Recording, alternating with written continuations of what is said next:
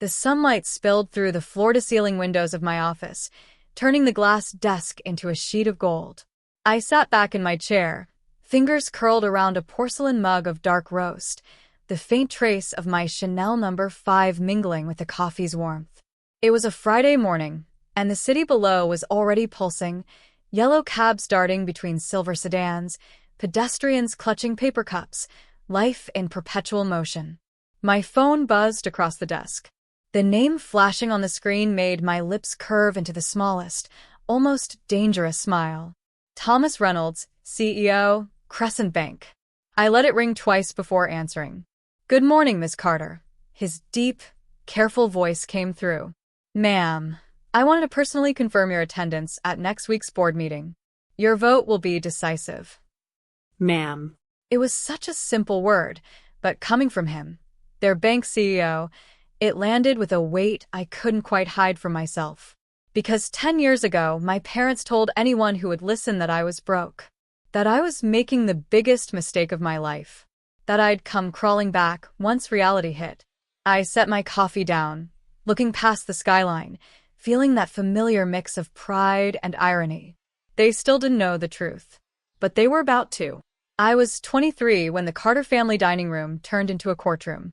It was a Sunday afternoon in suburban Connecticut, the kind where sunlight dappled through maple leaves and the air smelled faintly of grilled chicken.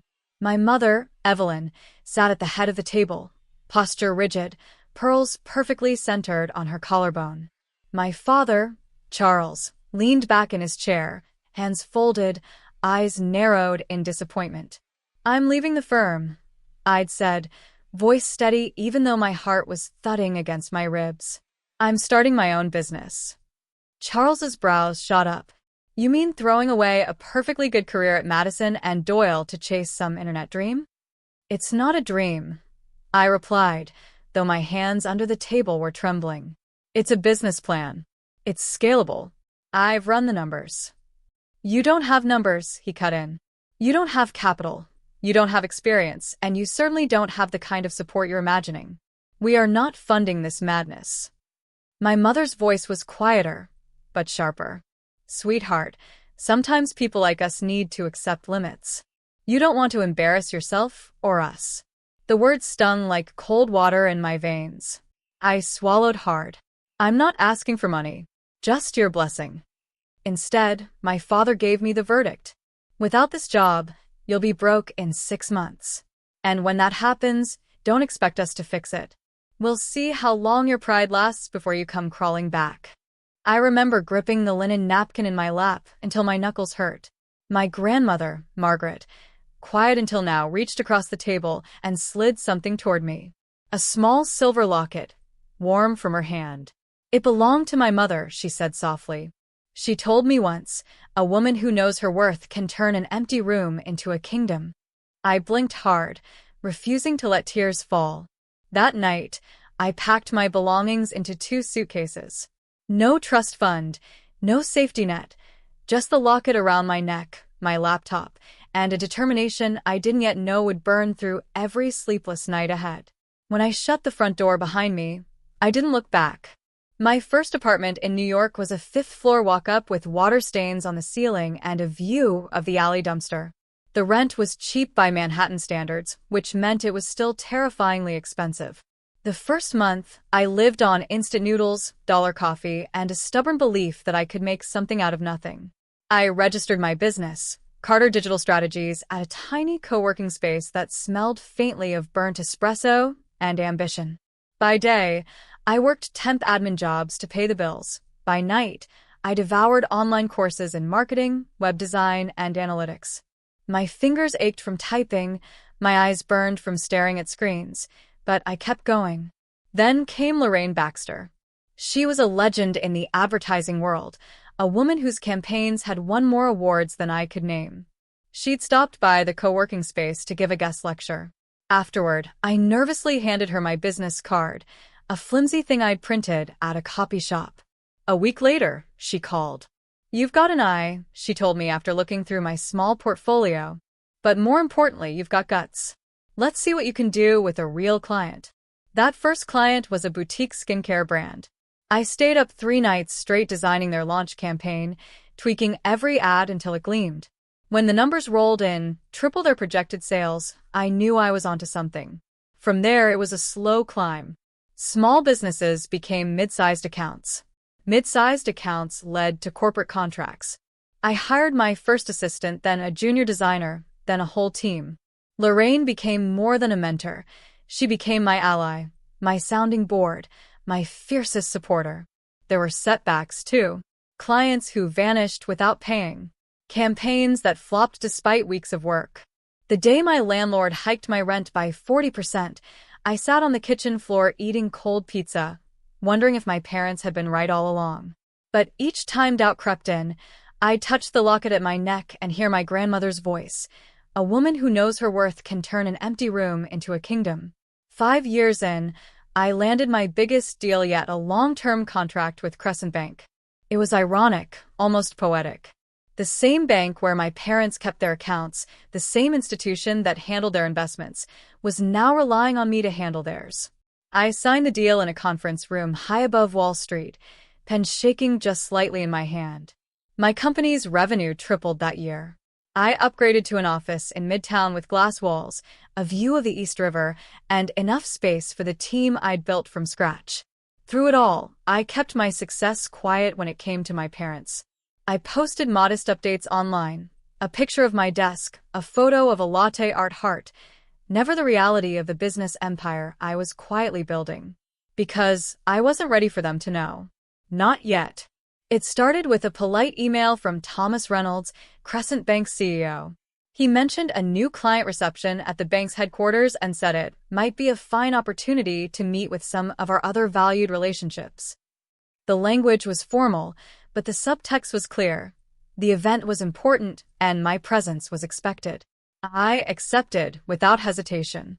The night of the reception, I wore a navy silk dress and black Louboutins, understated, but cut to fit like armor. The elevator opened into the bank's top-floor event space, where floor-to-ceiling windows framed the city's skyline in a glittering halo. Waiters in crisp white shirts floated between clusters of executives, offering champagne and oysters. Thomas spotted me almost immediately. "Miss Carter," he greeted warmly, clasping my hand. "The woman of the hour. Allow me to introduce you to a few people." That was when I saw them. My parents stood near the buffet table, my mother's pearls gleaming under the chandelier, my father in a tailored gray suit. Evelyn's expression was polite but curious. Charles's eyes darted around the room like he was cataloging every familiar face. Our gazes met, and I felt a slow, measured calm settle over me. Thomas led me directly to them. "Mr. and Mrs. Carter," he said with a smile, "I'm delighted you could make it. I believe you already know our newest strategic partner and one of our most important clients, Ms. Carter." My mother blinked. "Our newest what?" I let the moment hang there, enjoying the confusion flickering across their faces. "Strategic partner," I said evenly. "Carter Digital Strategies has been handling Crescent Bank's national marketing campaigns for the past 2 years. Thomas added, almost casually, "Her work has been transformative for us.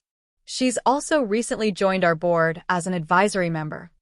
The silence was delicious. My father's jaw tightened, his eyes scanning me as though searching for proof I was joking. My mother's lips parted, but no sound came. "Board member," she finally managed. "Yes," I replied, sipping my champagne. "They call me ma'am now." It was subtle, but I saw the realization hit. The bank they trusted, the institution they'd always spoken of with respect, now deferred to me. Thomas excused himself to greet another guest, leaving us in the middle of the polished marble floor. My father cleared his throat. "You've done well for yourself." The understatement nearly made me laugh. "I built something from nothing," I said quietly. "No funding, no safety net, no blessing." My mother's eyes softened for just a moment. "We didn't think that I could." I finished for her. "You made that clear." They glanced around the room, taking in the expensive art on the walls, the city shimmering beyond the glass. They were processing, recalculating, rewriting the story they'd told themselves for a decade. "You could have told us," my mother said finally. I met her gaze. And missed this moment? The corner of her mouth twitched, not quite a smile, but not anger either. Something else. Recognition, maybe. Or the first flicker of pride. The rest of the night passed in polite conversation, but the air between us had shifted. They knew now. And nothing would be the same again. 2 days after the reception, my parents called. It was my mother's voice on the line first, hesitant, almost formal. We'd like to have dinner. Just the three of us. We met at a quiet French restaurant in Midtown, the kind with white tablecloths and candlelight. The maitre d' greeted me first. Miss Carter, your table is ready, and I noticed the flicker in my father's expression. We ordered, but before the appetizers arrived, my father leaned forward. We may have been mistaken about you. I set down my glass of Sancerre. Mistaken? He cleared his throat. You've accomplished more than we thought possible. And, well, your mother and I are in a position where your connections could be helpful. There it was. The ask. I didn't answer right away. I reached for my locket instead, feeling the cool silver against my palm. I can help, I said slowly, but things will be different. On my terms. My mother tilted her head. What does that mean? It means, I began, that if we're going to have a relationship, it can't be one where you dismiss me when I make choices you don't understand. Respect goes both ways.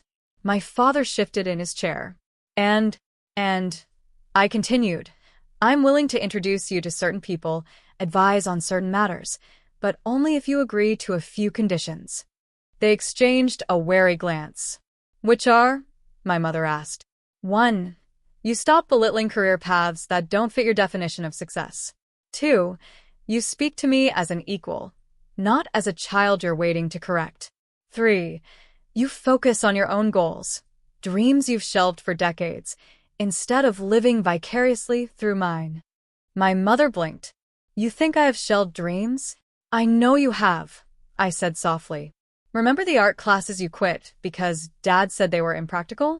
Or the novel you never finished? Her lips pressed together, but she didn't deny it. This isn't about money, I went on. It's about building something healthier than what we had before. If you can agree to that, I'll open doors for you that you didn't even know existed. For a long moment, no one spoke. Then my father exhaled slowly. All right. My mother gave a small nod. All right. The waiter arrived with our entrees, and we all pretended to be absorbed in the food. But under the table, my fingers brushed the locket again. For the first time in years, I felt like we might actually be building something real, not a kingdom for me alone, but a bridge between us. In the weeks that followed, something shifted. It started small. My father sent me an article about a marketing trend, not as a criticism, but because he thought I'd find it interesting. My mother texted a photo of a watercolor she'd painted in her first art class in decades. We began to speak more, not less. The conversations were still cautious at times, but there was a new current beneath them: respect. One afternoon, I stopped by my parents' home. The dining room table where they'd once declared I'd be broke was now covered in watercolor paper, brushes, and jars of pigment. My mother's pearls were nowhere in sight. Instead, she wore a paint-stained apron. You're here early, she said, smiling faintly. Wanted to see your work in person, I replied. She blushed. It's not much. It's yours, I said, and her eyes shimmered for a moment. Later, as I was leaving, my father walked me to the door. We're proud of you, he said, almost awkwardly. Not because of the money, because you didn't give up. I nodded, letting the words settle. They weren't everything, but they were something. Back in my office that evening, the city spread out in gold and steel before me. I unclasped the silver locket and held it in my hand. The metal was warm for my skin, the engraving inside worn but still legible. A woman who knows her worth can turn an empty room into a kingdom. I thought of the fifth-floor walk-up, the ramen dinners, the sleepless nights. I thought of every moment I had doubted myself, and every time I'd chosen to keep going anyway. I placed the locket back around my neck and looked out at the skyline, my kingdom, built one brick of grit at a time. In the end, my parents were wrong about me. I was never broke. I was just becoming.